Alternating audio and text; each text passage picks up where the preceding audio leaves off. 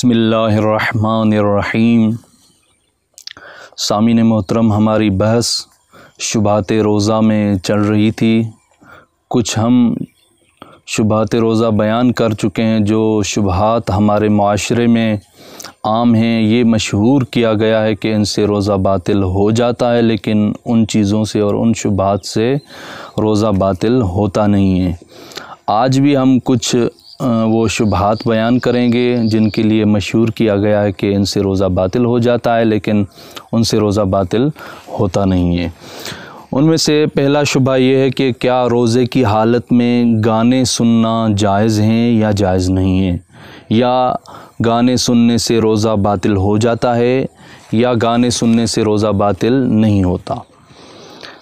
سب سے پہلے یہ بتانا ضروری سمجھتا ہوں کہ گانے سننا چاہے روزے کی حالت میں ہو یا روزے کی حالت میں نہ ہو، دونوں صورتوں میں حرام ہیں، جائز نہیں ہے۔ لیکن روزے کی حالت میں گانے سننے سے روزہ باطل نہیں ہوتا، روزہ صحیح ہے۔ یہ دونوں جدا جدا ہیں۔ گانے سننے کا گناہ اپنی جگہ پر باقی ہے، لیکن گانے سننے سے روزہ باطل نہیں ہوتا، روزہ آپ کا ٹھیک ہے، لیکن گانے سننا حرام کام ہے۔ دوسرا شبہ یہ ہے کہ کیا روزے کی حالت میں دانت نکلوانا ٹھیک ہے یا ٹھیک نہیں ہے، اس کا کیا حکم ہے۔ روزے کی حالت میں دانتوں کا نکلوانا یا دانت کا نکالنا بالکل ٹھیک ہے، اس سے روزہ نہیں ٹوٹتا ہے، لیکن اس چیز کا خیال رکھا جائے کہ دانت نکالتے وقت جو رطوبت منہ میں اندر داخل ہوتی ہے وہ نیچے حلق میں داخل نہ ہو، نیچے حلق میں نہ چلی جائے۔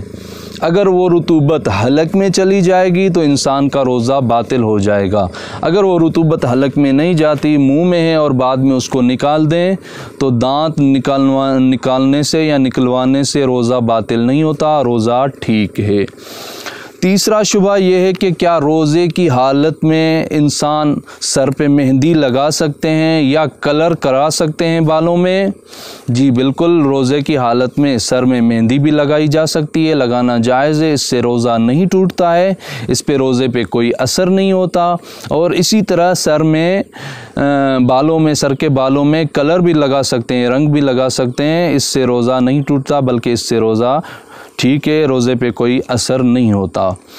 چوتھا شبہ یہ ہے کہ کیا روزے کی حالت میں ایک لیڈی ہے، ایک عورت ہے، اگر جو اس کو ماہواری پرابلم ہوتی ہے، ماہواری جو ہر مہینے وہ ایک خون دیکھتی ہے جسے خون حیض کہا جاتا ہے، اگر ایک روزے دار خاتون کو پرابلم ہو جائے تو اس کے لیے کیا حکم ہے۔ دن میں روزے کی حالت میں کسی بھی ٹائم اگر خاتون یہ اس پرابلم کا مواجہ کرے، سامنا کرے، تو اس سے روزہ اسی ٹائم ہی ختم ہو جاتا ہے، وہ روزہ ختم ہو جاتا ہے اس کا۔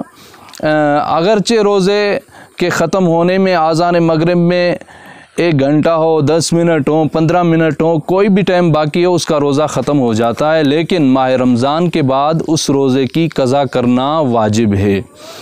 اسی صورت میں نماز ہے، یہ عورت کے لیے اللہ تعالیٰ کی طرف سے تھوڑی سی آسانی کی گئی ہے کہ نماز عورت پہ بالکل معاف ہوتی ہے ان خاص دنوں میں، جو عورت کو وہ خاص دن ہوتے ہیں، جو عورت کے لیے وہ خاص دن ہوتے ہیں، لیکن روزہ ان دنوں میں معاف نہیں ہے۔ یعنی کیا معاف نہیں ہے؟ یعنی وہ روزہ رکھ تو نہیں سکتی ان دنوں میں، لیکن ماہ مبارک رمضان کے بعد اس روزے کی قضا کرنا واجب ہے، اور دوسرا ماہ مبارک رمضان آنے سے پہلے عورت کے اوپر واجب ہے کہ اس روزے کی قضا کرے۔ پانچواں شبہ یہ ہے کہ کیا ہم حالت روزہ میں پرفیوم لگا سکتے ہیں، عطر لگا سکتے ہیں یا نہیں لگا سکتے؟ جی بالکل، حالت روزہ میں آپ عطر لگا سکتے ہیں، پرفیوم بھی لگا سکتے ہیں، اس سے روزہ باطل نہیں ہوتا۔ آخری اور چھٹا شبہ جو ہم یہاں پہ بیان کرنا چاہتے ہیں، در حقیقت وہ شبہ نہیں ہے۔ کسی نے یہ سوال پوچھا ہے کہ کیا بجلی چوری کرنا ٹھیک ہے یا ٹھیک نہیں ہے۔ بجلی چوری کر کے کنڈا لگا کے ہم موٹر چلاتے ہیں، موٹر سے پانی اپنے گھر میں لاتے ہیں، اس پانی سے وضو کرنا، اس پانی سے غسل کرنا اور پھر نماز پڑھنا، کیا وہ ہماری نماز ٹھیک ہوگی یا ہمارا غسل اور وضو ٹھیک ہوگا یا نہیں ہوگا؟